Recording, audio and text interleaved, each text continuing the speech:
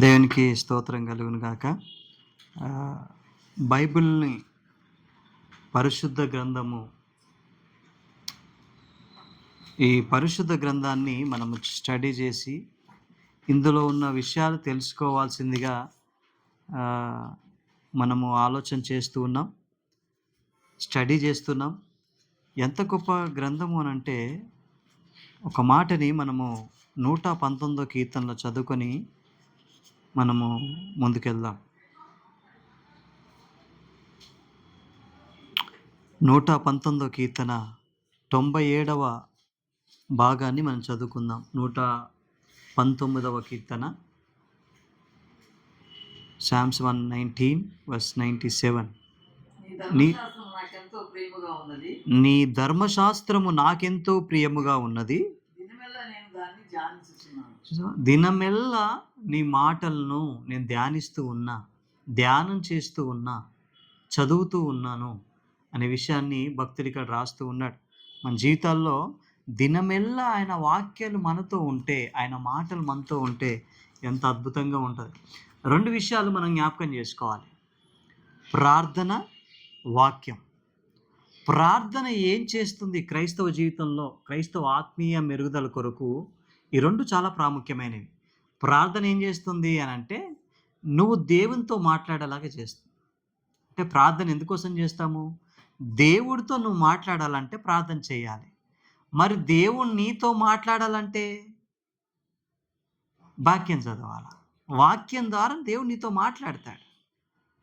So చాలా మట్టుకు క్రైస్తవులు ఏం చేస్తారు, దేవుని పిల్లలు, దేవుని విశ్వసించేవారు అని అంటే ప్రార్థన మాత్రమే చేస్తారు. సో ఆయన మనతో మాట్లాడడానికి అవకాశము ఇవ్వరు. ఆయన మనతో మాట్లాడాలంటే వాక్యం మనకు కావాలి. కొంతమంది వాక్యం మాత్రమే చదువుతారు, ప్రార్థన చేయరు. సో ఆయన మనతో మాట్లాడతాడు, నువ్వు ఆయనతో మాట్లాడాలా. మీ ఇద్దరికి కమ్యూనికేషన్ మంచిగా ఉండాలి. మీరిద్దరూ దేవుడు మనము ఎక్కువ సంభాషణలో ఉండాలి, స్నేహితులుగా ఉండాలి. ఆయనతో ఎక్కువ నేను మాట్లాడాలి అనుకుంటే ప్రార్థన చేయాలి. ఆయన నీతో మాట్లాడాలనుకుంటే వాక్యాన్ని చదవాలి. ఈ రెండు క్రైస్తవ జీవితంలో చాలా ప్రాముఖ్యమైనవి అనే విషయాన్ని మర్చిపోకూడదు. ఆదికాండం మనం ప్రారంభించాము. మొదటి అధ్యాయంలో 18-19 వచనాల వరకు మనం చదువుకున్నాం. ఈ దినాన 20వ వచనం నుంచి మనము చదువుకుందాం. దేవుడు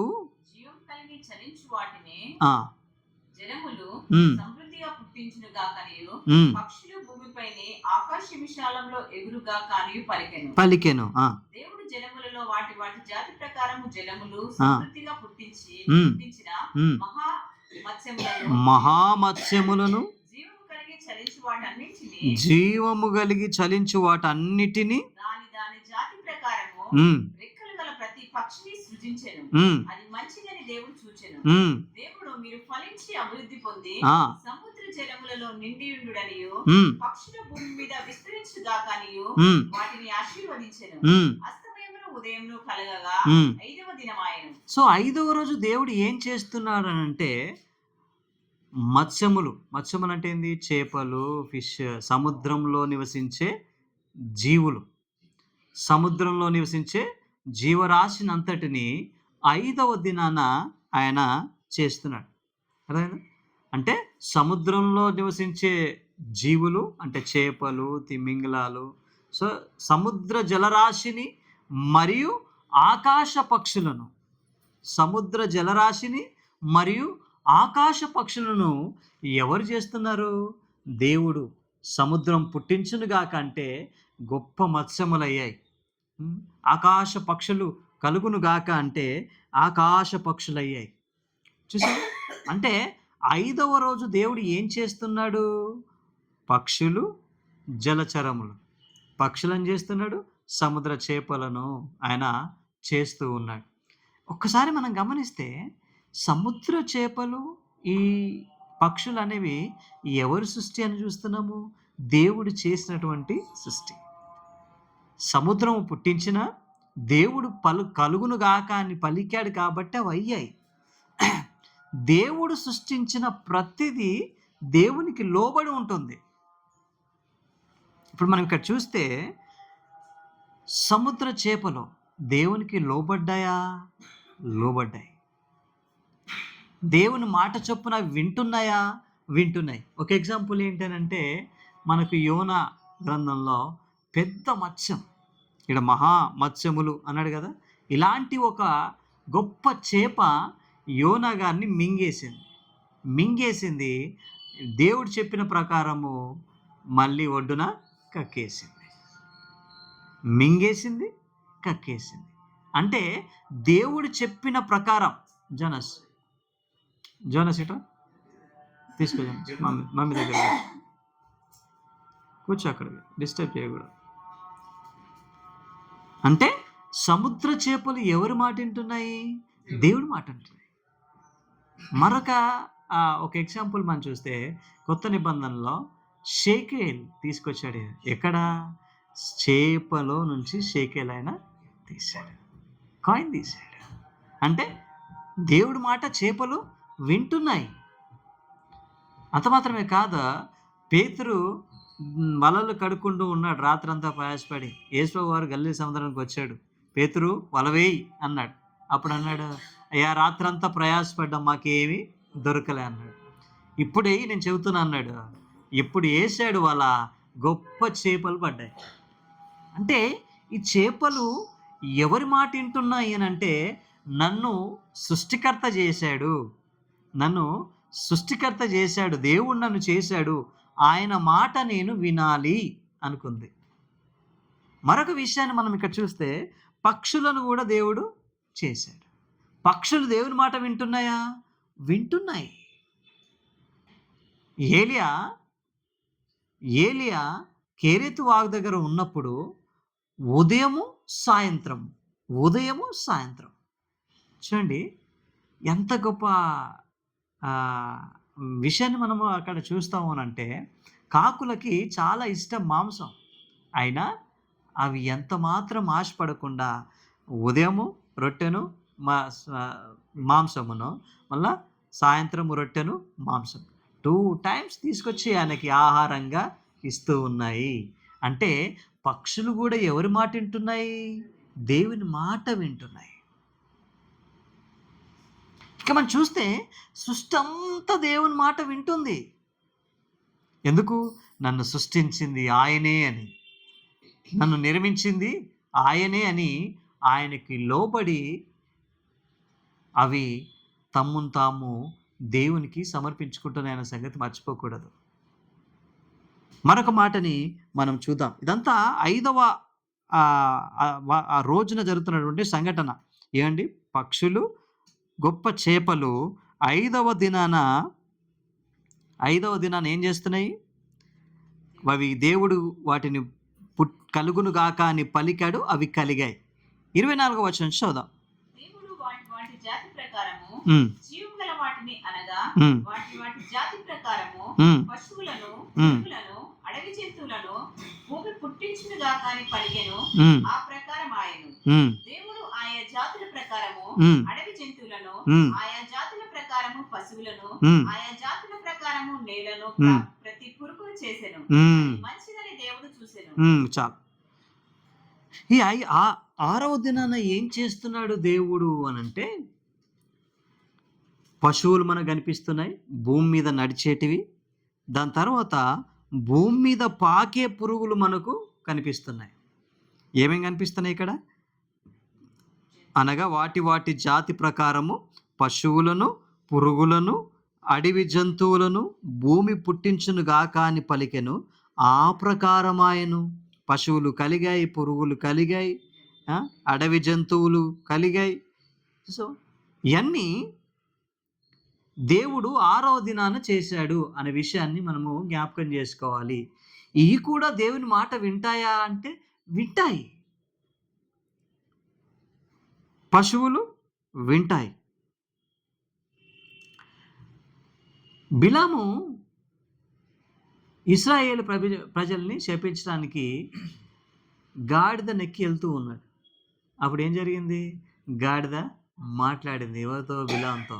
నన్ను ఎందుకు కొడుతున్నావు? దేవుడు ఎదురైపోగా నేనేం చేయాలి అని మాట్లాడమని చూస్తాం. అంటే జంతువులు కూడా ఏం చేస్తున్నాయి?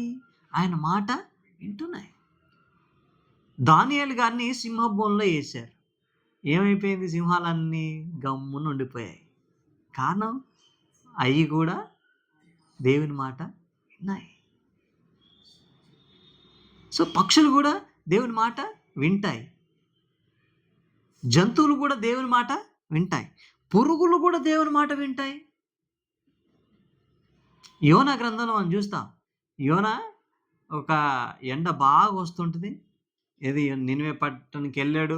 దేవుడు మిమ్మల్ని నాశనం చేస్తాడని చెప్పాడు. ఆయన వచ్చి చూస్తున్నాడు కదా దేవుడు ఎప్పుడు నాశనం చేస్తాడని. అలా కూర్చున్నాడు. ఎండ బాగా కొడుతుంది. దేవుడు పంపించాడు.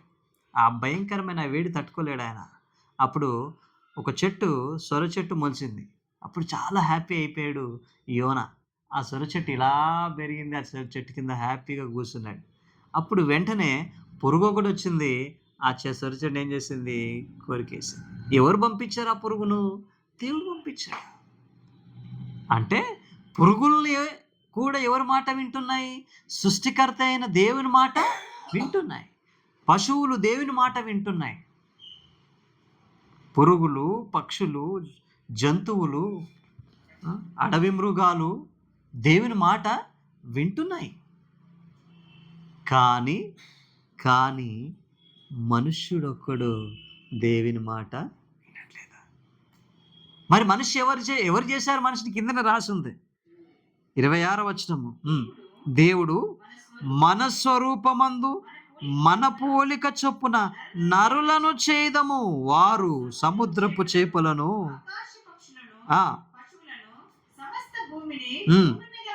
ప్రతి జంతువు ఏలుదురుగాక అని పలికెను. దేవుడు తన స్వరూపమందు నరుని సృజించెను. దేవుని స్వరూపమందు వారిని సృజించెను. స్త్రీని గాని పురుషుని గాని వారిని సృజించెను. దేవుడు వారిని ఆశీర్వదించెను. ఎట్లనగా మీరు ఫలించి అభివృద్ధి పొంది విస్తరించి భూమిని నిండించి దానిని లోపరుచుకొనుడి. సముద్రపు చేపలను, ఆకాశ పక్షులను, భూమి మీద ప్రాకు ప్రతి జీవిని ఏలుడని దేవుడు వారితో చెప్పెను. అంటే 6వ దినం దేవుడు ఏం చేస్తున్నాడు? భూమి మీద పాకే పురుగులు, భూమి మీద నడిచే జంతువులు, అడవి జంతువులు, క్రూరముగాలు ఇవన్నీ చేశాడు 6వ దినాన. 6వ దినాన భూమి మీద నడిచే మనిషిని కూడా ఆయన చేశాడు. 5వ దినాన్ని ఏం చేశాడు? జలముల్లో ఉన్నటువంటి చేపల్ని, పక్షులని ఆయన చేశాడు. 4వ దినాన్ని ఏం చేశాడు? సూర్య చంద్ర నక్షత్రాలను ఆయన చేశాడు. 3వ దినాన్ని ఆయన ఏం చేశాడు? భూమిని మళ్ళీ అంటే 6 నెలల కలబడు గాక అని చేశాడు. చెట్లను, ఫలవృక్షములను మొలిపించును గాక అంటే అవైనాయి. అంటే మనం అర్థం చేసుకోండి, ఈ సృష్టిలో దేవుడు చేసిన ప్రతిదీ కూడా దేవుని మాట వింటున్నాయి, కానీ మనుష్యుడు మాత్రం వినట్లేదు. కోళ్ళు దేవుని మాట విన్నాయి. పేతురు, నువ్వు నన్ను ఎరగనని ముమ్మారు చెప్పు వరకు ఈరోజు కోడి కూయదా. దేవుని స్తుతిస్తాయి. సర్వ సృష్టి దేవుణ్ణి స్తుతిస్తుంది. మనమేమో మర్చిపోతున్నాం. ఎందుకు? మనం స్పెషల్గా చేశాడు కదా దేవుడు. స్పెషల్గా చేశాడు దేవుడు. ఏమన్నాడు దేవుడు? మనము ఇక్కడ ట్రినిటీ గురించి రాయబడి ఉంది. సో ఈ మధ్యకాలంలో అదే టాపిక్ ఎక్కువగా నడుస్తూ ఉంది. త్రిత్వం విషయంలో కొన్ని అవగాహన లేనటువంటి వారు ఎన్నో రీతిలుగా మాట్లాడుతున్నారు. వీలైతే మనం దీన్ని సపరేట్గా ఒక దినాన్ని కేటాయించి దీని గురించి మాట్లాడదాం. దేవుడు ఏం చేశాడంట? 6వ దినాన తన స్వరూపమందు నరుణ్ణి చేశాడు. తన పోలిక చొప్పున నరుణ్ణి చేశాడు. వాళ్ళు ఏం చేస్తారంట? వారు సముద్రపు చేపలను, ఆకాశ పక్షులను, పశువులను, సమస్త భూమి మీద పాకు పురుగు ప్రతి జంతువును ఏలుదురుగాక. చూసావా? వీటన్నిటిని దేవుడు చేసి దేవుడు ఏం చేశాడు? వీటన్నిటి మీద దేవుడు ఎవరికి అధికారం ఇచ్చాడు? ఆదాముకు అధికారం ఇచ్చాడు. అంటే మనిషికి అధికారం ఇచ్చాడు. అందుకే దేవుడు మానవుణ్ణి స్పెషల్గా తయారు చేశాడు. కానీ మనుషుడు మాత్రం ఆయన సృష్టికర్తను ఎరగట్లేదు. సృష్టికర్తను వదిలేసి సృష్టిని ప్రేమించడం స్టార్ట్ చేశాడు. సృష్టికర్తను వదిలేసి సృష్టిని ప్రేమిస్తున్నాడు మానవుడు. దేవుడు అన్నాడు, సృష్టికర్త నేనే మీకు దేవుణ్ణి. పైన ఆకాశం అందే గాని, కింద భూమి అందే గాని, భూమి కింద నీళ్ళ అందే గాని ఏ రూపము నువ్వు చేసుకొనకూడదు. ఎందుకు? వాటన్నిటిని చేసింది ఎవరు? నేను వాటిని చేశాను. పక్షులను నేనే చేశాను, జంతువులను నేనే చేశాను, మత్స్యములను నేనే చేశాను, భూమి మీద ప్రాకు జంతువులను నేనే చేశాను, క్రూర మృగాలను నేనే చేశాను, చెట్లను నేనే చేశాను, మొక్కలను నేనే చేశాను, భూమి మీద ఉన్న సమస్తమును నేను చేశాను. మీరేమో వాటిని ఆరాధించడము తప్పు కదా అని దేవుడు మాట్లాడుతూ ఉన్నాడు. ప్రియులారా, మనం జ్ఞాపకం చేసుకోవాలా, ఈ సృష్టి అంతా కూడా తనను చేసిన సృష్టికర్తను ఆరాధిస్తున్నాయి. మనమైతే మరిచిపోతున్నాము. ప్రతి క్షణము, ప్రతి సమయము దేవుడు నన్ను స్పెషల్గా చేశాడని దేవుని స్తుతించాలి. ఎస్, ప్రతిరోజు అనుకోవాలి, దేవుడు నన్ను స్పెషల్గా చేశాడు. I'm king. దేవుడు నాకు గొప్ప.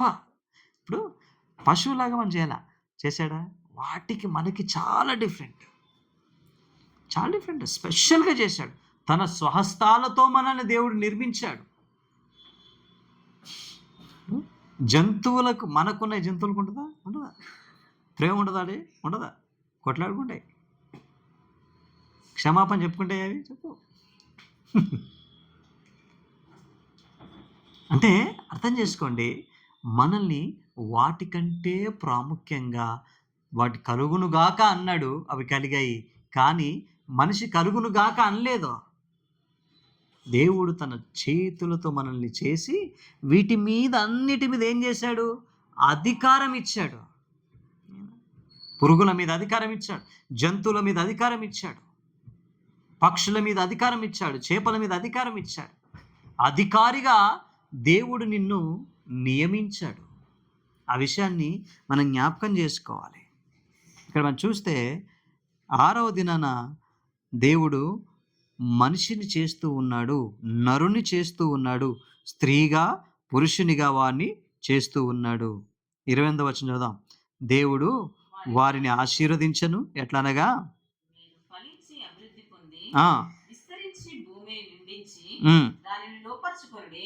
సముద్రపు చేపలను, ఆకాశ పక్షులను, భూమి మీద ప్రాకు ప్రతి జీవిని ఏలుడని దేవుడు వారితో చెప్పాను.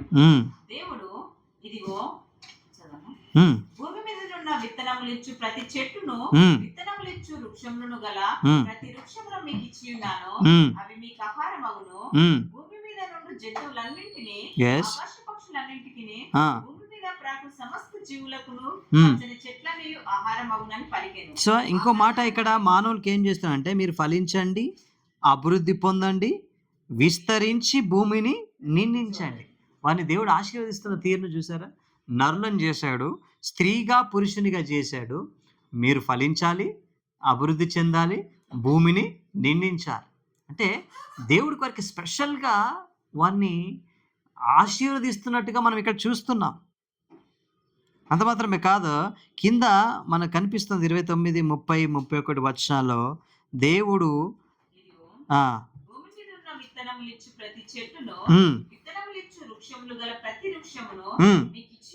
వృక్షాలు, విత్తనాలు మీకు ఇస్తూ ఉన్నాను, మీకు ఆహారం అవే.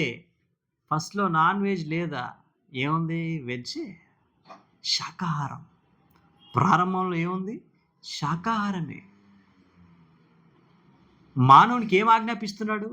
మీకు ఆహారం ఏంటి ప్రారంభంలో అని అంటే, వృక్షాలు, వృక్షములు, వృక్ష ఫలములు, విత్తనములు, చెట్టు. అంటే ఇవన్నీ మీకు ఆహారం అవుతాయి అని చెప్పి 30వ వచనం అన్నాడు. భూమి మీద ఉండు జంతువులన్నిటికీ, ఆకాశ పక్షులన్నిటికీ, భూమి మీద ప్రాకు సమస్త జీవులకును పచ్చని చెట్లన్నీయు ఆహారమగునని పలికెను. ఆ ప్రకారమాయెను. చూసావా? ఆహార నియమాలు ఇక్కడ దేవుడు తెలియజేస్తూ ఉన్నాడు. ఎప్పుడు మరి నాన్ వెజ్ ప్రారంభమైంది అని అంటే తర్వాత 9వ అధ్యాయంలో మనకి నోవాహు కాలంలో నుంచి. ఏముంది 38 వర్స్లో? భూమి మీద నుండి జంతువులన్నిటికీ ఆకాశ పక్షులన్నిటికీ, జంతువులకు ఆకాశ పక్షులకు ఏం ఆహారం అంట? 30వ వచనం. పక్షులన్నిటికీ, భూమి మీద ప్రాకు జంతువులన్నిటికీ,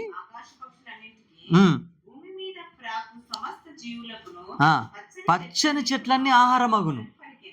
అందుకే మేకలు ఏం తింటాయి? ఆకులు తింటాయి. ఇవన్నీ ఎప్పుడు వచ్చాయి అని అంటే భూమి మీద పాపం వచ్చినప్పుడు, అప్పటి నుంచి షురు అయింది. నేనా ఇప్పుడు ఒక జంతువు మరొక జంతువుని ఎప్పుడు చంపింది? భూమి మీద పాపం వచ్చినప్పుడు. భూమి మీద పాపం వచ్చినప్పుడు ఒక జంతువు మరొక జంతువుని చంపేసింది. తాను చేసినది యావత్తును చూచినప్పుడు అది చాలా మంచిదిగా నుండెను. అస్తమయమున ఉదయమున కలగగా 6వ దినమాయెను. ఇలాంటి ఇప్పుడు ఒక జంతువును మరొక జంతువు ఎప్పుడు చంపింది అని అంటే పాపం వచ్చిన తర్వాత. పాపము ఎంటర్ కాకముందుకు ఏం జరిగింది? చంపడలే. అదేనా? ఇలాంటి రోజు ఎప్పుడు వస్తుంది? మళ్ళీ ఒక రోజు వస్తుంది. అప్పుడు ఏం చేస్తాయంట? సింహము గొర్రెపిల్ల ఒకే దగ్గర ఆడతాయి. యెషయా గ్రంథము 11:6. యెషయా గ్రంథం 11వ అధ్యాయం 6వ వచనం.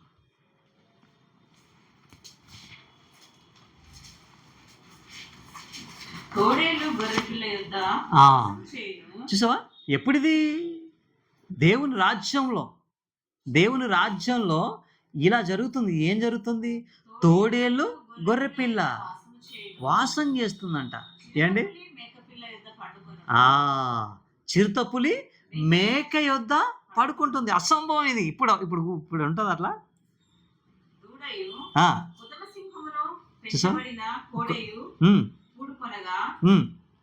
అంటే ఇక్కడ మనం చూస్తున్నాం దేవుని రాజ్యంలో ఎలా ఉంటుంది అని అంటే నిమ్మలము, శాంతి, సమాధానం. గొర్రెపిల్ల, తోడేళ్ళ, సింహము, మేకపిల్ల, దూడ, కొదమ సింహం, ఇవన్నీ ఒక దగ్గరే ఉన్న వాటిని వారు ఏమాత్రము హాని చేసుకో. అలాంటి పీస్ ఎప్పుడుండే? సృష్టి ప్రారంభంలో ఉండే. జంతువులన్నీ ఏం ఆహారం తీసుకుంటున్నాయి? అవి గట్టి తింటున్నాయి, పచ్చని మొక్కలు తింటున్నాయి, పచ్చని ఆకులు తింటున్నాయి.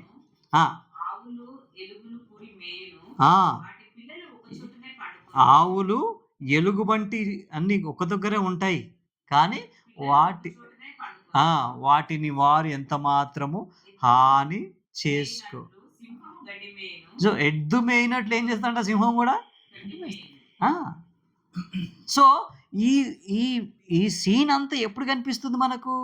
ప్రారంభంలో, సృష్టి ప్రారంభంలో జంతువులన్నీ కూడా ఏం చేస్తున్నాయి? గడ్డి మేస్తున్నాయి. జంతువులన్నీ కూడా ఏం చేస్తున్నాయి? ఆకులు తింటున్నాయి. మనుషులందరూ ఏం చేస్తున్నారు? కూరగాయలు తింటున్నారు, ఫలాలు తింటున్నారు, వృక్షాలు ఇచ్చేటివి తింటున్నారు. ఇంత చక్కని వాతావరణం ఎప్పుడు ఉంది అంటే దేవుడు ప్రారంభంలో సృష్టి చేశాడే, ఆ సృష్టిలో మనకు కనిపిస్తుంది. 29వ వచనం, దేవుడు ఇదిగో భూమి మీదనున్న విత్తనంలిచ్చు ప్రతి చెట్టును, విత్తనంలిచ్చు వృక్ష ఫలము గల ప్రతి వృక్షమును మీకిచ్చుచున్నాను, అవి మీకు ఆహారం అవుతాయి అని చెప్పి కింద జంతువులకు ఆహారం ఏంటంటే ఆకులు, పచ్చని కలిగినటువంటి పచ్చ చెట్లన్నీ మీకు ఆహారం అవుతాయని. సో ఎప్పుడు ఎంటర్ అయ్యాయంటే వీళ్ళు పాపం చేసిన వెంటనే కొదమ సింహము దూడను పట్టేసింది, తోడేలు గొర్రెను పట్టేసింది. ఇలా అవి తమ యొక్క ఏమంటారు హద్దును మీరేసాయి. పాపం ఎంటర్ అయిపోయింది. ఇందుకు పాపం ఏంటి? దేవుడు చెయ్యొద్దన్న పని చేశారు. ఆజ్ఞ అతిక్రమించడమే పాపం. అంతవరకు చాలా హ్యాపీగా ఉన్నారు. అంతవరకు చాలా నెమ్మదిగా ఉన్నారు. అంతవరకు వాళ్ళు ఎంతో సుఖంగా ఉన్నారు అనే విషయాన్ని మనం ఇక్కడ ధ్యానం చేస్తున్నాం. మళ్ళీ ఇలాంటి పీస్ ఎప్పుడు మనకొస్తుందంటే దేవుని రాజ్యములో మనకు కలుగుతుంది. ఇలాంటి పీసే మనకి ఎప్పుడు కలుగుతుందంటే దేవుని రాజ్యంలో. 1000 ఏళ్ల పాలనలో ఇది జరుగుతుంది అనే విషయాన్ని జ్ఞాపకం చేసుకోవాలి. సరే ఆలోచన చేస్తేనే ఎంతో అద్భుతం అనిపిస్తుంది. గొర్రెపిల్ల తోడేళ్ళ దగ్గర ఉండడం, మేకపిల్ల సింహం దగ్గర ఉండడం. ఒక్కోసారి అనిపిస్తుంది మా తల్లిదండ్రులు మంచిగా వెజ్జే నేర్పిస్తే ఎంత బాగుంటుండో నాన్ వెజ్ లేకుండా అనిపిస్తుంది. ఒక కొటేషన్ నేను చదివాను. ఆకులు తిన్న మేకలేమో కొండలు ఎక్కుతున్నాయంట. ఆకులు తిన్న మేకలు ఏమి ఎక్కుతున్నాయి? కొండలు ఎక్కుతున్నాయి.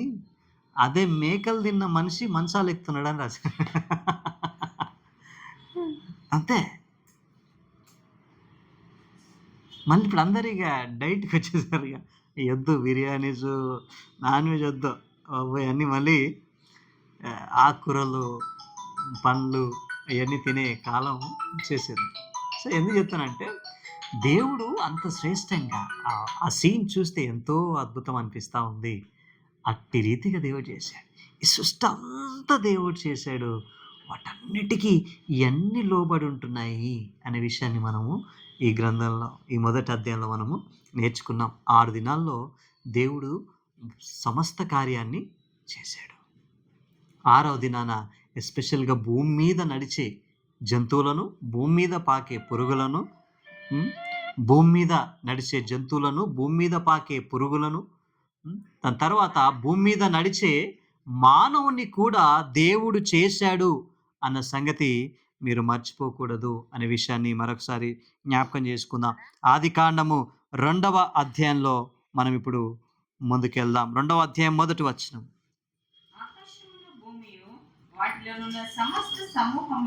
ఆకాశమును భూమియు వాటిలో ఉన్న సమస్తమును దేవుడు సంపూర్తి చేశాడు. ఇక తన పని 7వ దినములోగా సంపూర్తి చేసి తాను చేసిన తన పని అంతటి నుండి 7వ దినమున విశ్రమించెను. కాబట్టి దేవుడు ఆ 7వ దినమును ఆశీర్వదించి పరిశుద్ధపరచెను.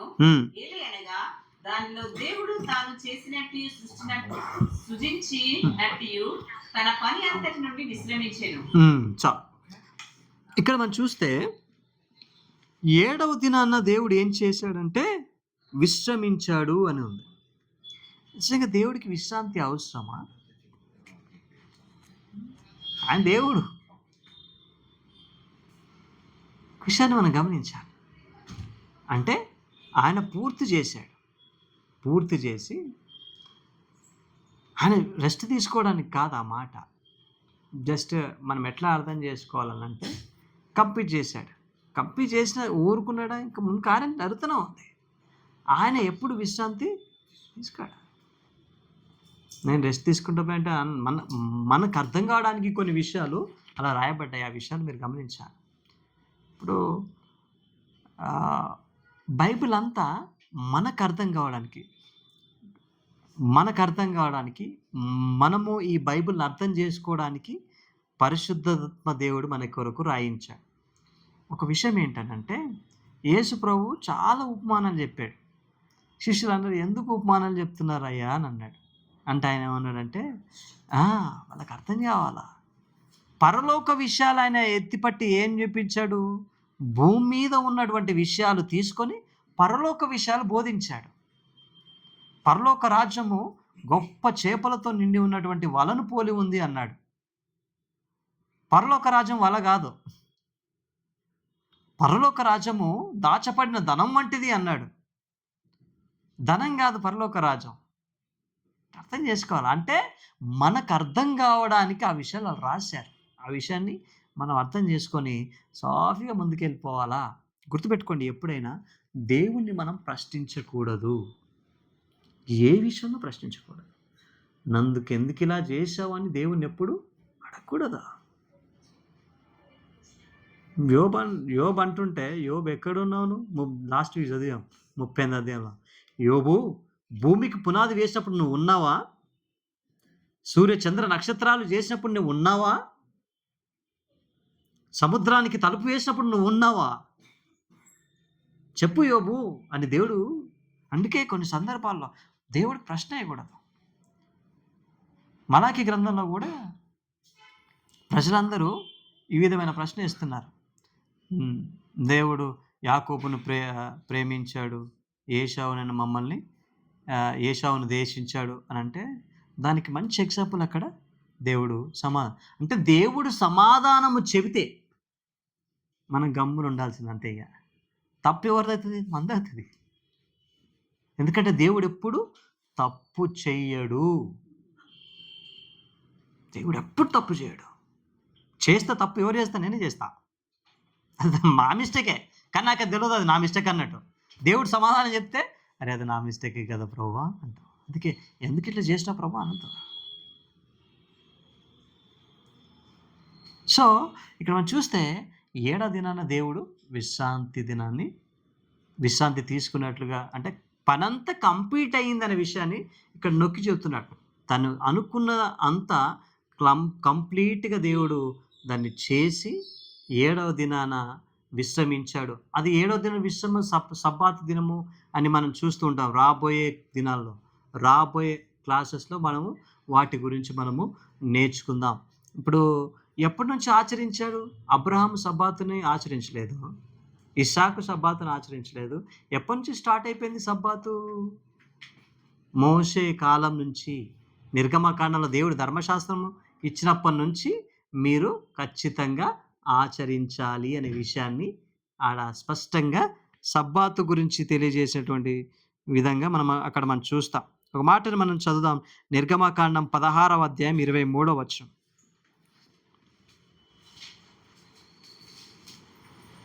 అందుకు అతడు యెహోవా చెప్పిన మాట ఇది, రేపు విశ్రాంతి దినము, అది యెహోవాకు పరిశుద్ధమైన విశ్రాంతి దినము. సో అప్పటి నుంచి స్టార్ట్ అయిపోయింది.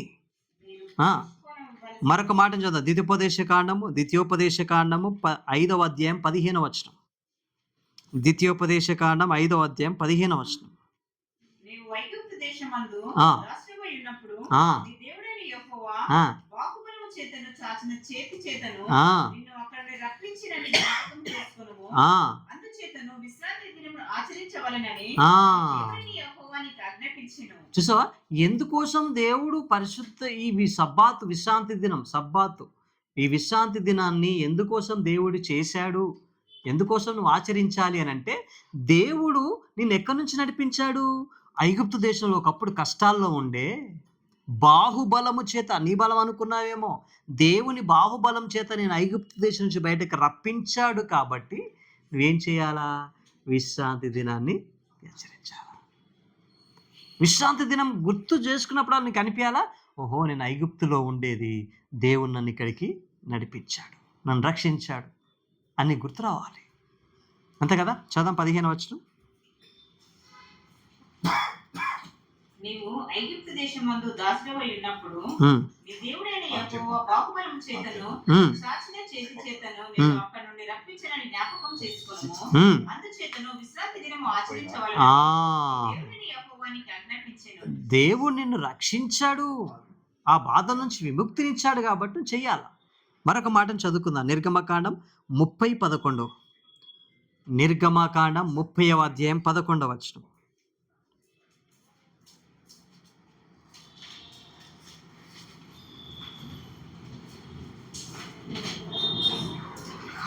నీవు ఇశ్రాయేలీయులకు లెక్కింపవలెను.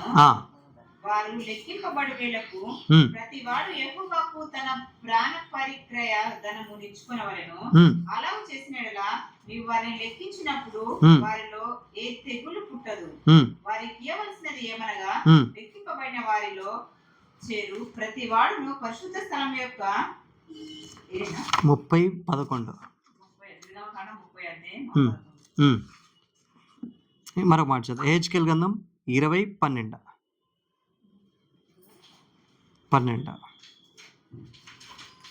సారీ,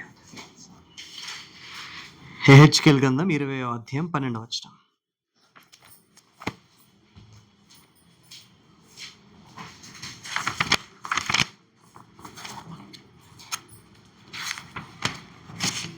యెహెజ్కేలు 20వ అధ్యాయం 12వ వచనం. మరియు ఉమ్, యెహోవానగు నేనే ఉమ్, నేనే వారిని పవిత్రపరచువాడనని ఉమ్, వారు తెలుసుకున్నట్లు ఉమ్, నాకు వారికి మధ్య ఉమ్, విశ్రాంతి దినములలో వారికి సూచనగా నేను నియమించితిని. ఉమ్, అయితే ఉమ్. అరణ్య ఇది మధ్య సూచన, ఒక సూచనగా ఇది మనకు కనిపిస్తూ ఉంది. అంటే ఐగుప్తీయులు మొదటి వచనం మనం చూసాము. విశ్రాంతి దినము దేని కొరకు మనం ఆచరిస్తున్నాం, వాళ్ళు ఆచరిస్తున్నారు అని అంటే, యెహోవా ఐగుప్తు దేశం నుంచి వాళ్ళని నడిపించాడు, రక్షించాడు కాబట్టి దాన్ని చేస్తున్నారు. ఇదొక సూచనగా మనకు కనిపిస్తుంది అనే విషయాన్ని మనం గమనించాలి.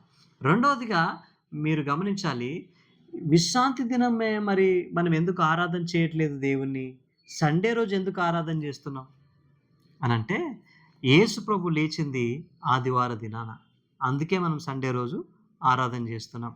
పౌలు గారు బల్ల విరవడానికి, బల్లను ఆచరించడానికి సండే రోజు ఆయన రొట్టెను విరిచినట్లుగా మనము అపోస్తల కార్యంలో మనం చూస్తాం.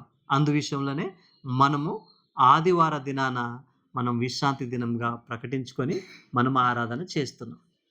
సో కొంతమంది ఏం చేస్తారంటే, సబ్బాతు దినం, విశ్రాంతి దినం సాటర్డే కాబట్టి శనివారమే చెయ్యాలి, దేవుని ఆరాధించాల్సినటువంటి సమయము శనివారమే అని కొన్ని సంఘాలు ఉన్నాయి, కొన్ని డినామినేషన్స్ ఉన్నాయి.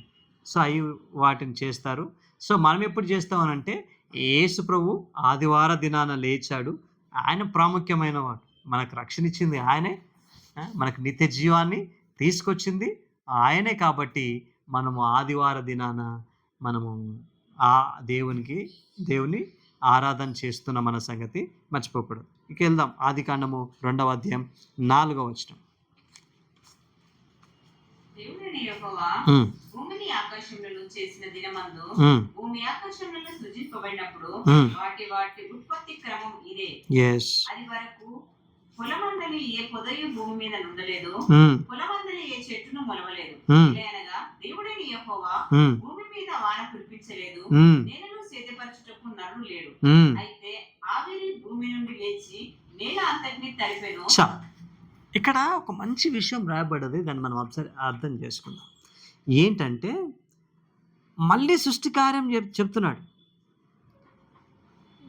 ఏంటంట, దేవుడు మళ్ళీ నరుని చేయడము అంటే, దేవుడు భూమి ఆకాశం సృష్టించినప్పుడు వాటి బట్టి ఉత్పత్తి క్రమం. మొదటి అధ్యాయంలో ఏం చేశాడు దేవుడు అని అంటే, చేశాడు అని చెప్పాడు. రెండవ అధ్యాయంలో ఎలా చేశాడు అనే విషయం చెప్తున్నాడు. అదేనా, మళ్ళీ మానవ నిర్మాణం కూడా కింద కనిపిస్తారు. మొదటి అధ్యాయంలో నరుని చేసెను అనే మాటతో ఏం చేశాడు, రెండవ అధ్యాయంలో మనకి ఏం కనిపిస్తుంది? మొదటి అధ్యాయంలో మానవుని చేశాడు అని మనకు రాయబడి ఉంటే, రెండవ అధ్యాయంలో ఎలా చేశాడు అని రాయబడి ఉంది. ఒక ఎగ్జాంపుల్ చెప్తున్నా చూడండి. ఇప్పుడు ఇంట్లో బిర్యానీ చేసింది అని అంటే, రెడీ అయిపోయిందని ఏమైపోయింది, చేసిందని చెప్తున్నారు. కానీ ఎలా తయారు చేసింది అని అంటే, దానిలో ఏమేమి కావాలా, అన్ని నూనె కావాలా, రైస్ కావాలా, చికెన్ కావాలా, మిగతా ఏమేమి కావాలో అవన్నీ కావాలా. అట్లానే రెండవ అధ్యాయంలో మనం చూస్తే, మొదటి అధ్యాయంలో దేవుడు మానవుని చేశాడని చెప్పాడు, రెండవ అధ్యాయంలో ఎలా చేశాడు అనే దాన్ని చెప్పాడు. ఇది మనం గమనించాలి. రెండవది ఏంటంటే, అంతవరకు భూమి మీద ఏం లేదు, వర్షము లేదు. ఎప్పటి వరకు లేదు? ఇది నోవాహు కాలం వరకు లేదు వర్షం. మరి ఎట్లా ఉండేది అని అంటే, భూమి నుంచి ఆవిరి లేచి భూమిని తడుపుతుందంట. అయితే ఆ, ఆవిరి భూమి నుండి లేచి అది వరకు పొలమందలి అది వరకు పొలమందలి ఏ పొదయు భూమి మీద ఉండలేదో, పొలమందలి ఏ చెట్టును మొలవలేదు. చెట్టు మొదలలేదు, పొలమంది గచ్చ పొదలు లేవా. దేవుడైన యెహోవా ఉమ్, భూమి మీద వాన కురిపించలేదు, ఆ, నేలను సేద్యపరచుటకు నరుడు లేడు. 6వ వచనంలో ఉంది, అయితే ఆవిరి భూమి నుండి లేచి నేలనంతటిని తడిపెను. ఆవిరి లేచి నేలను తడిపింది. అర్థమవుతుందా? అప్పటి వరకు భూమి మీద వర్షం లేదా? ఎప్పటి వరకు లేదు? నోవాహు కాలం, సృష్టి ప్రారంభం మొదలుకొని నోవాహు కాలం వరకు వర్షం లేదు. పైనుంచి వాళ్ళేనా? పైనుంచి వర్షం అంటే ఇప్పుడు అదే కదా, భూమి నుంచి పడదు కదా. పైనుంచి వర్షం పల్లా, ఓన్లీ భూమి నుంచి వచ్చింది. అదే ఆవిరిలా వచ్చి భూమిని తడిపింది. అమ్మ అంతకుముందు మరి వ్యవసాయం లేదంటే లేదా? ఎప్పటి నుంచి ప్రారంభమైంది?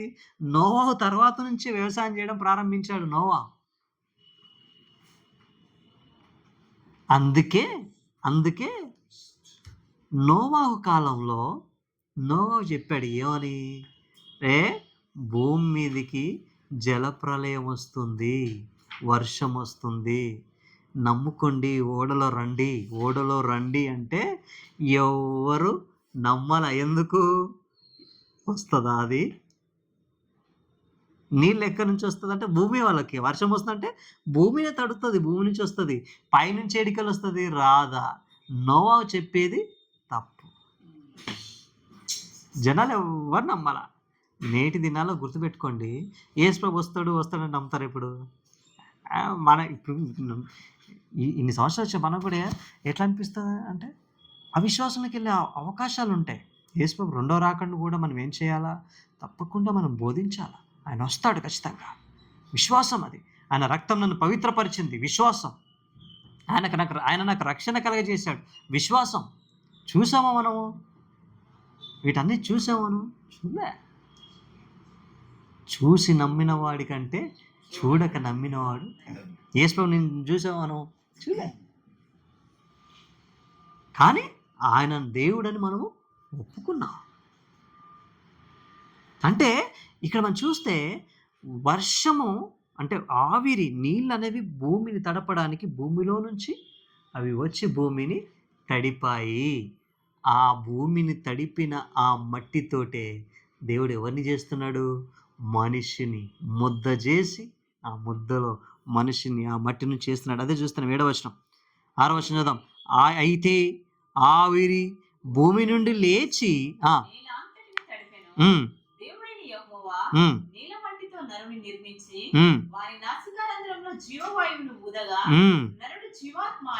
నరుడు జీవాత్మ అయ్యాడు.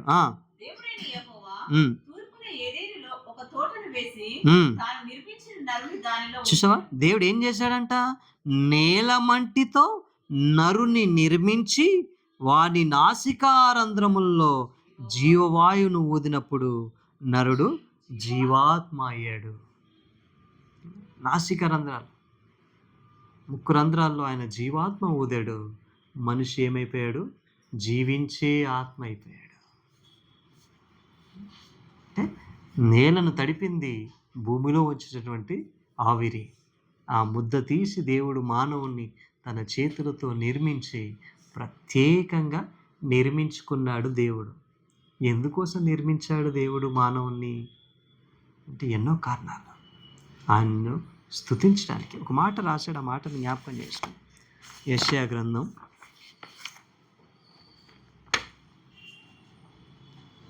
43వ అధ్యాయం 1వ వచనం చదవమా? అయితే యాకోబు, నిన్ను సృజించిన వాడు, నిన్ను నిర్మించా, నిన్ను చేశా, నిన్ను సృజించిన వాడు యెహోవా, నిన్ను నిర్మించాడు, నేను నిన్ను నిర్మించిన ఇలా సెలవిస్తున్నా అనే విషయం చెప్తున్నాడా?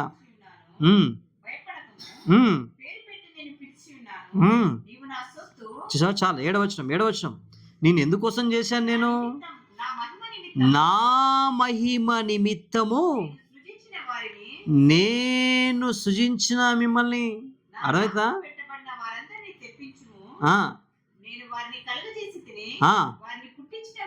నేను నిన్ను పుట్టించాను. నిన్ను పుట్టించింది ఎవరు అనుకుంటున్నారు? నేనే. ఇంత ఎందుకోసం పుట్టించాను నిన్ను? నన్ను మహిమపరచుకోవడానికి. అంతే కదా? నా మహిమ నిమిత్తము నేను నిన్ను సృజించాను. ఎన్నో వర్షం అది? 21వ వచనమా, నా నిమిత్తము నేను నిర్మించిన జనులు నా స్తోత్రమును ప్రచురం చేయుదురు. అర్థమవుతుందా? నా స్తోత్రములు వాళ్ళు ప్రచురం చేయాలి. నేను నిర్మించాను మిమ్మల్ని. 15వ వచనం చదువుతున్నాడు. యెహోవానగు నేనే ఉమ్, మీకు పరిశుద్ధ దేవుడను, ఉమ్. ఇశ్రాయేలు సృష్టికర్తనగు నేనే మీకు రాజు. నేను మీకు సృష్టికర్తను, నేను మిమ్మల్ని సృష్టించాను అనే విషయం చెప్తున్నాడు. నేనే మీ సృష్టికర్తను. 44:2 నిన్ను సృష్టించి ఉమ్. గర్భంలో నిన్ను నిర్మించి నిన్ను సృష్టించింది నేను, గర్భంలో నిన్ను నిర్మించింది నేను, నీకు సహాయం చేసేది నేనే కదా. నిజమా? నిన్ను సృష్టించాడు, గర్భంలో నిన్ను నిర్మించాడు, నీకు సహాయం చేసేది ఎవరు? నేనే. ఇంతకొరకు ఎందుకోసం నేను చేశాను తెలుసా? నన్ను మహిమపరచడానికి. ఈ రోజులో దేవుడు చాలా బాధపడతాడు. ఎందుకు? సృష్టించింది ఆయన అయితే మరొకరికి మహిమ వెళ్ళిపోతుంది. మనుషులు కూడా మహిమ నాకు రావాలని కోరుకుంటున్నారు. అంతేనా కదా? మహిమ మహిమ నాకు రాకూడదు. ఎవరికి మహిమ రావాలా? దేవునికి మహిమ రావాలా. నేను పానం చేసిన, భోజనం చేసిన మహిమ అనేది దేవునికి వెళ్ళాలా. ఆ విషయాన్ని మనం గమనించాలి. ప్రతి విషయంలో దేవునికి మహిమ వచ్చేలాగా చేయాలా. నువ్వు అన్నం తిన్నా, ఒకరి ఇంటికి వెళ్ళినా ఎవరు మహిమపరచబడాలా? దేవుడు మహిమపరచబడాలా. ఆ విషయాన్ని మీరు గమనించాలి. దేవుడు ప్రత్యేకంగా నిర్మించుకున్నాడు. ఎందుకొరకు? దేవుని స్తుతించడానికి, దేవుని ఆరాధించడానికి. అందుకే ప్రత్యేక కట్టడాలు వారికి నియమించాడు. ఏ రూపమును మీరు చేసుకొనకూడదు. నేను సృష్టించింది. పక్షులు నా మాట వింటున్నాయి, జంతువులు నా మాట వింటున్నాయి, వృక్షాలు నా మాట వింటున్నాయి. ఈ సృష్టి అంతా నా మాట వింటుంది. నువ్వు మాత్రము వినట్లేదు. స్పెషల్గా తయారు చేశాను నేను. నా జీవాన్ని పోసా నేను. నా ఊపిరి నీకు పోసా. కానీ మానవుడు దేవుని మాట వినకపోతే దేవుడు చాలా బాధపడతాడు. ఇప్పుడు అంతెందుకు, మన పిల్లలు ఉన్నారు. మన పిల్లలు మన మాట వినకపోతే మనకి ఎంత బాధ కలుగుతుంది. అది చెప్తే వినకపోయాడు అనుకో, బాధ అనిపిస్తుంది. ఇంత డబ్బులు ఖర్చు పెట్టి చదివిస్తే మాట వింటలేడేంటి అబ్బాయిడు అని బాధ కలుగుతుంది. మనమే ఇంత బాధపడితే దేవుడు ఎంత బాధపడతాడు? యోనా అనుకున్నాడు దేవుడు లేపేస్తాడేమో నినివే పట్టణం అనుకున్నాడు. లేపేస్తలేడు. ఇంకా కోపం వచ్చేసింది దేవుడి మీద. వచ్చేసి ఏమన్నాడు తెలుసా? దేవా, నాకు తెలుసు అప్పుడే నువ్వు సమాధానకర్తవు, కనికర పూర్ణుడు అని నాకు తెలుసు. అందుకే నేను నిన్నే పట్టణం రాలే, తర్షీషు పారిపోయినా. నాకు తెలుసు నువ్వు వాళ్ళని ఏమనవు అని అంటే దేవుడు ఏం చేశాడు? సొరచెడు పిలిపించాడు, దాన్ని కట్ చేసేలాగా చేశాడు. ఎండిపోతే మళ్ళీ కోప్పడుతున్నాడు, ఎందుకు ప్రభావ ఇలా చేస్తున్నావు అని. అప్పుడు దేవుడు అన్నాడు, నువ్వు పెట్టావా చెట్టు? పెట్టలేదా. నువ్వు నీళ్ళు పోసావా? పోయలేదా. నువ్వు పెట్టంది, నీళ్లు పోయింది నీకు అంత ఇదిగా ఉంటే, కుడి ఎడమలు ఎరగని 120,000 మంది నినివే పట్టణ ప్రజల గురించి నేను విచారం చేయొద్దా? వాళ్ళని నిర్మించింది నేనే కదా. అది ఎవరైనా సరే, భూమి మీద ఉండే ప్రతి మానవుణ్ణి ఎవరు నిర్మించారు? దేవుడే నిర్మించాడు. ఆయన విధం కూడా మనిషి ఎంత ఇదిగా ఉన్నాడు తెలుసా? ఎంత శ్రేష్టమైన వాడుగా. ఇప్పుడు లాస్ట్ వీక్ నాకు ఒక ఆటంకం వచ్చింది. అంటే మా తమ్ముడు బైక్ వేసుకొని వచ్చాను. నేను రాగానే ఇలా ఒరిగింది. అది బుల్లెట్ బండి. నాకు అంటే ఫస్ట్ టైం నేను నడపడం. ఆ బ్యాలెన్స్ నేను ఆపాల. ఇట్లా ఒరిగి మేము అందరం కలిసి అది లేపేసరికి ఇందులో నరం పట్టేసుకున్నాను. ఈ హ్యాండ్, ఈ నరం పట్టేసి ఇంకా పోతులే. అంటే దేవుడు ఏం చేశాడు? అంత శ్రేష్టంగా, అంత బలంగా నాది చేశాడు. ఇలాంటి నరం ఇంకొకరు ఎవరైనా చేస్తారా? చెయ్యి ఇరిగింది అనుకోండి, అలాంటి చెయ్యి ఇంకొకరని ఇస్తారా? ఎవరి వల్ల కాదు. నువ్వు ఎంత వైద్య రంగంలో జ్ఞానానికి మించిపోయినా, వైద్య రంగంలో నీకు ఎన్ని గోల్డ్ మెడల్స్ వచ్చినా, ఎన్ని మెడల్స్ నువ్వు చూపించినా, దేవుడు సృష్టించిన దాన్ని నువ్వు ఈ మనిషి ఏమి ఆర్టిఫిషియల్గా ఏదైనా చేస్తాడచ్చు, కానీ ఇలాంటి ఆర్గాన్ని నువ్వు మళ్ళీ క్రియేట్ చేయలేవు. అంతే. లివర్ పాడైందా? మరొక లివర్‌ను నథింగ్, నీ వల్ల కాదది. గుండె పోయిందా? మరో గుండె లేదా? దేవుడు అందుకే చెప్పాలా, దేవుడు మనం ఇచ్చిన స్థితిని బట్టి దేవుడికి వందనాలు చెల్లించాలా. నువ్వు ఏ స్థితిలో ఉన్నావో ఆ స్థితిని బట్టి దేవునికి వందనాలు చెల్లించాలి అంతే. నన్ను నిర్మించినందుకు వందనాలు నాయన, నాకు ఆయుష్ ఇస్తున్నందుకు వందనాలు, ఆరోగ్యం ఇస్తున్నందుకు వందనాలు, ఇది కేవలం నీ కృప అని దేవుని దగ్గర మనము చేయాలా.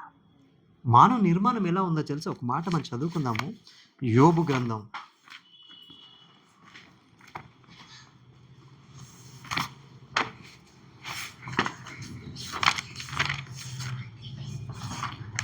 కీర్తనల గ్రంథం, ఒక్క నిమిషం.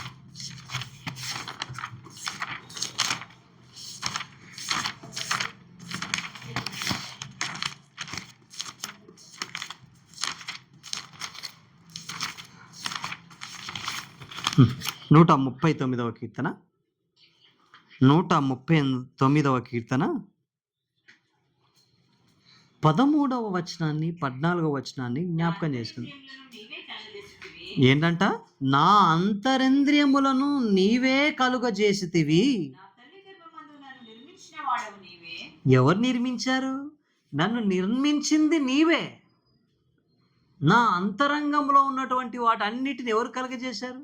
మీరే. చూసావా? అంతరంగంలో ఉన్నాను. నా గుండె చేసింది నీవే, నా లంగ్స్ చేసింది నీవే, నా అంతరంగంలో ఉన్న నరాలన్నీ నిర్మించింది నీవే కదా నాయన. చూసావా? తల్లి గర్భంలో నన్ను నిర్మించిన వాడు నీవే. అదంతా చూస్తే నాకు భయమేస్తుంది నాయన, ఎందుకంటే అవి ఎలా ఉన్నాయో చెల్లిస్తున్నా. మార్చేద్దాం. యోబు గ్రంథం 10వ అధ్యాయం 8వ వచనం. యోబు గ్రంథం 10వ అధ్యాయం 8 నుంచి 12 వచనాలు.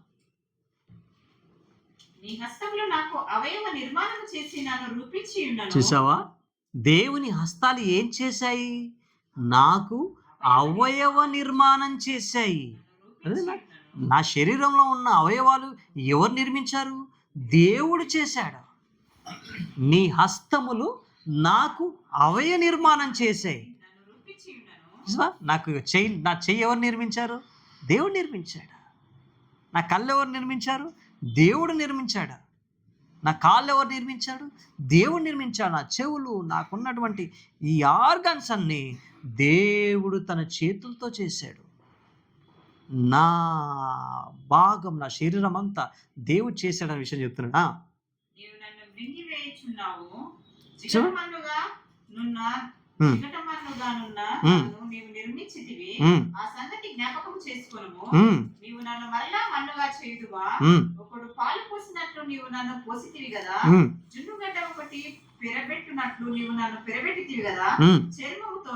చూసావా? చర్మముతోను మాంసముతోను. చూసావా? నువ్వు నన్ను కప్పావు. ఎముకలతోను నరములతోను. Wow, wonderful. చూసా? మనిషి నిర్మాణం ఎలా కలుగుతుంది? ఏంటి, మనం ఇట్లా నిలబడ్డాం అనుకోండి, ఒట్టిగా నిలబడుతున్నామను లేదా? ఎముకలను ఇచ్చాడు దేవుడు. ఎముకల మీద ఏం చేశాడు? నరాలను నిర్మించాడు దేవుడు. నరముల మీద ఏం చేశాడు దేవుడు? మాంసం ఇచ్చాడు దేవుడు. మాంసం మీద ఏం చేశాడు? చర్మాన్ని ఇచ్చాడు. ఎవరైనా చేస్తారా ఈ మాటల్ని? భూమి మీద ఉన్న ఏ డాక్టర్ అయినా చేస్తాడా ఈ నిర్మాణం? చాలే. It's a great. ఆయన సృష్టికర్త. ఆయన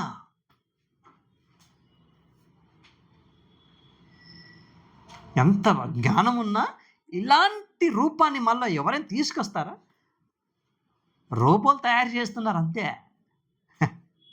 అందరు దేవుని దగ్గర సరెండర్ అవ్వాల్సింది అంతే.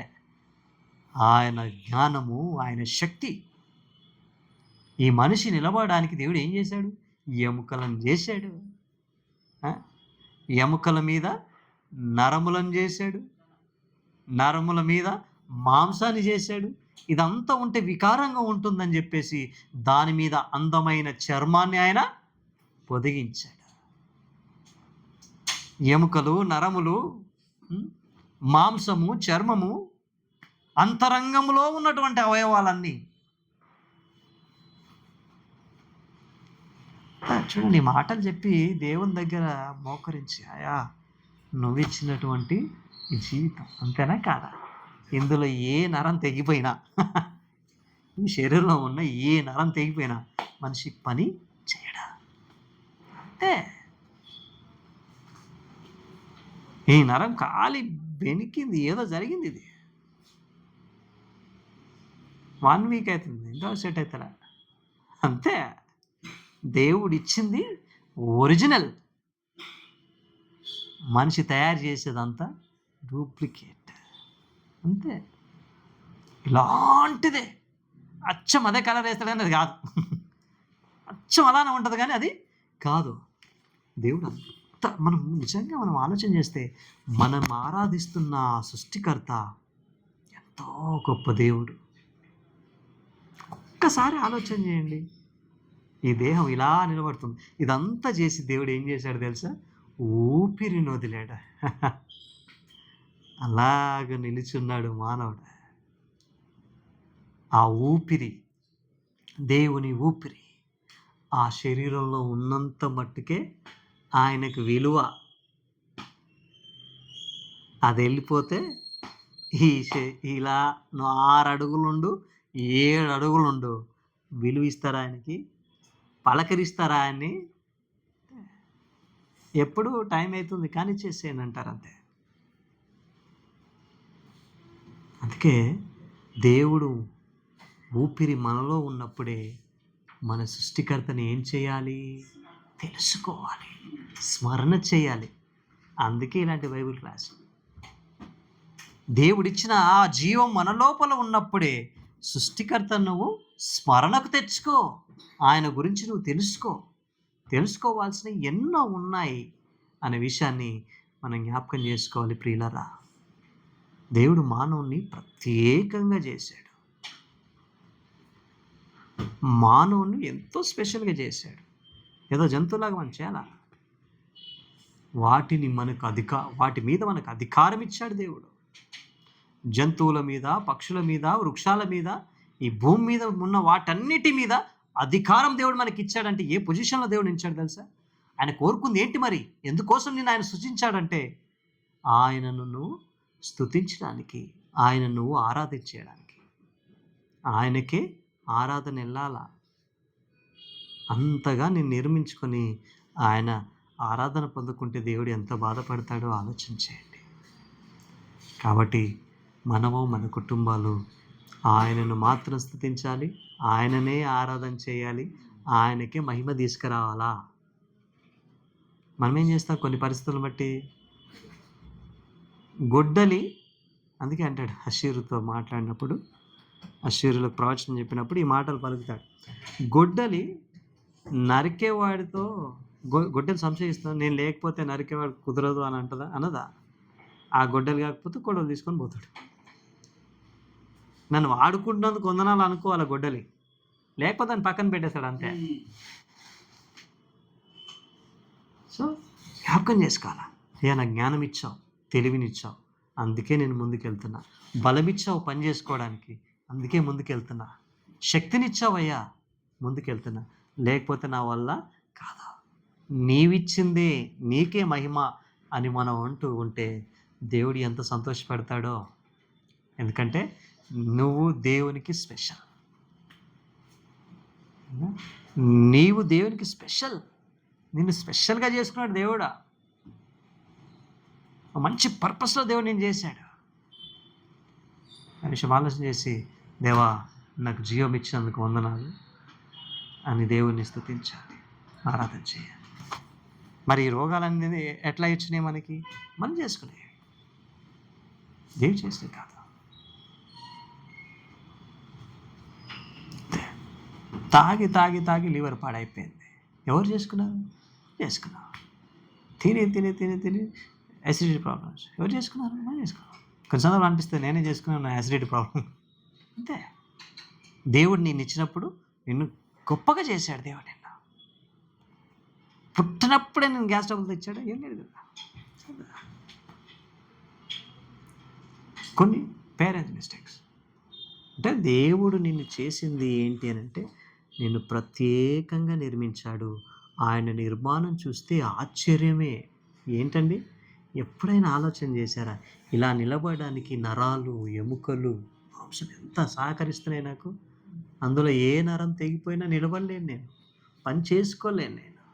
కానీ దేవుడు కృపనిస్తున్నాడా? అంత గొప్పని. అందుకే దావీదు కీర్తనకాడు అన్నాడు, నా అంతరంద్రమును నీవే కలుగజేస్తివి, నా తల్లి గర్భమందు నన్ను నిర్మించిన వాడవు నీవే. నీవు నన్ను కలగజేసిన విధము చూడగా భయమును ఆశ్చర్యము పుడుచున్నది నాయన. నాకు భయం పుడుతుంది. నాకు నా తల్లి గర్భంలో నువ్వు నన్ను అట్లా కలగజేస్తుంటే, అది ఆలోచన చేస్తుంటేనే భయం. ఎంత గొప్ప జ్ఞానమయ్యా అనేది. సో కాబట్టి ఆయన నిర్మాణం, మనం అంటే మట్టి బొమ్మ మాత్రమే చూస్తాం. ఎలా ఇవన్నీ మనం స్టడీ చేసి చూస్తే నిజమే కదా, దేవుడు ఎంత ఆశ్చర్యంగా నన్ను చేశాడు. గుండె ఏంటి, అది కొట్టుకోవడం ఏంటి, అది లేకపోతే మనిషి తన పని తను చేసుకుంటూ ఉండే. మనం ఇన్ని మాట్లాడుతున్నాం, గుండె పని గుండె చేస్తూ ప్రతి ఆర్గన్స్ అవి చేసే పనులు చేస్తూనే ఉన్నాయి. దేవుడు ఆగు అంటే ఆగిపోతుంది. అంటే అవి కూడా ఆయన మాట వింటే అంతే కాల్ చేస్తున్నాం మనం వాటిని. అందుకే నీ దేహము దేవుని ఆలయం. ఆ ఆలయాన్ని మనము దేవునికి ఇవ్వాలా. ఇది దేవునికి ఇవ్వాలా. ఈ దేహాన్ని, ఈ దేహంతో దేవుని మహింపరచాలా. ఇప్పుడు ఈ ఈ ఈ దేహము పెట్రోల్ పోతే నడుస్తుందా, నీళ్ళు పోస్తే నడుస్తుందా? మనం ఏం తాగాల ఇది నడవడానికి? నీళ్ళు తాగాల. పెట్రోల్ తాగితే కుదరదా? దీని డిజైన్ దేవుడు ఎట్లా చేశాడు? నీళ్ళు తాగడానికే. లిక్కర్ వేసాం అనుకోండి ఎట్లుంటుంది బండి? ఉల్టా పడతాయి. ఇప్పుడు నా బండి ఉంది, పల్సర్ బండి. దానిలో ఏం వేయాలా? పెట్రోల్ వేయాలా. డీజిల్ వేస్తే నడవదు అదే. ఈ దేహం కూడా లిక్కర్ వేస్తే నడవదా? మరి మనుషులందరూ ఏం చేస్తున్నారు? లిక్కర్ వేస్తున్నారు. వైన్ షాప్లో ఎంతో క్యూ కడుతున్నారు. అందుకే చూసినావా, ఆడ లిక్కర్ వేయగానే ఏమవుతాడు? ఇట్టా ఇట్టా ఇట్టా ఇట్టా తిరిగి ఏమైనా పడిపోతాడు. నడవనికి వస్తుందా? రాదా. ఆడికి అర్థమవుతలేదు ఈ దేహానికి ఏం కావాలా? నీళ్లు కావాలా, లిక్కర్ కాదా. తాగి తాగి తాగి తాగి ఉన్న ఆర్గాన్స్ దెబ్బతినిపోతాయి. ఎంతోమంది లైఫ్ నాశనం చేసుకుంటారు.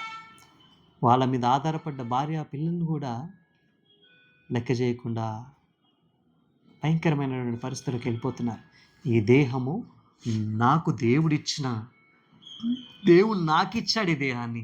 దీన్ని కాపాడుకోవాలని ఆలోచన ఒక్కరికి లేదా? దీన్ని కాపాడుకొని ఈ దేహము ద్వారా దేవుని మహిమపరచాలి అని మనం ఎప్పుడు కోరుకుంటే నిజంగా దేవుడు చాలా సంతోషపడతాడు. కాబట్టి ప్రియులారా, దేవుడు మనం ప్రత్యేకంగా నిర్మించాడు. ఆ నిర్మాణం జ్ఞాపకం చేసుకొని, దేవా నన్ను ఇలా దీవించినందుకు వందనాలని ప్రార్థన చేసుకొని ముందుకెళ్ళాలి. దేవుడి మాటలు మన వెనుకలో దీవించును గాక.